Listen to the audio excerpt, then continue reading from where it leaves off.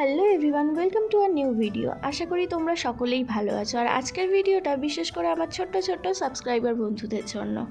আজকের এখানে তোমরা দেখতে পাচ্ছ বেশ কিছু কাগজের বাটারফ্লাই পড়ে আছে, আর আছে কিছু কাগজের টুকরো। এইরকম ছোট্ট একটা কাগজের টুকরো দিয়ে আমরা কত সুন্দর সুন্দর জিনিস বানাতে পারি। আচ্ছা, এই জিনিসগুলোকে কি বলে তোমরা জানো? হ্যাঁ, কাগজের বানানো জিনিসকে আমরা অরিগামি বলতে পারি। তো এই অরিগামি কী আর এর ইতিহাসটাই বা কী, সেটা আজকের আমরা এই ভিডিওর মাধ্যমে জানবো। অরিগামি একটি জাপানি শব্দ, যার অরি কথাটার মানে হচ্ছে ভাঁজ করা আর গামি কথাটার মানে হচ্ছে কাগজ।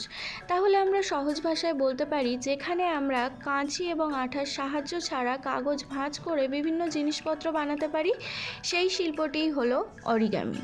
এই শিল্পের জন্ম যেহেতু জাপানে, তাই শুরুর দিকে এটি শুধুমাত্র জাপানের ধর্মীয় বা আভিজাত্যের প্রতীক হিসাবে ব্যবহৃত হতো। তবে দ্বিতীয় বিশ্বযুদ্ধের পর সাদাকো সাসাকি নামে এক ছোট্ট মেয়ের মাধ্যমে অরিগামি ক্রেন শান্তির প্রতীক হিসাবে বিশ্বজুড়ে পরিচিতি লাভ করে। এইভাবেই আমরা অরিগামি শিল্পটির সাথে পরিচিত হই।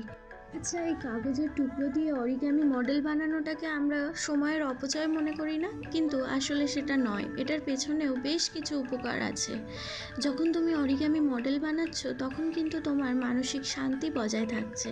এর সাথে সাথে মনোযোগ বৃদ্ধি হচ্ছে, স্মৃতিশক্তি বৃদ্ধি পাচ্ছে, তোমার হ্যান্ড আই কোঅর্ডিনেশন বজায় থাকছে, এছাড়াও তোমার ক্রিয়েটিভিটি লেভেলটাও কিন্তু বৃদ্ধি পাচ্ছে।